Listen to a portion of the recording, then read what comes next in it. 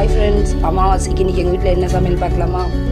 White rice, வெண்டைக்காய் சாம்பார், வாழைக்காய் வறுவல், வாழைத்தண்டு கூட்டு, இது பச்சரிசி, சிறுபருப்பு, அவல், பால், வெல்லம்லாம் போட்டு கேரமல் பாயாசம், அப்புறம் ரசம் இருக்குது. ரசம் எல்லாமே சாப்பிட்டாச்சு.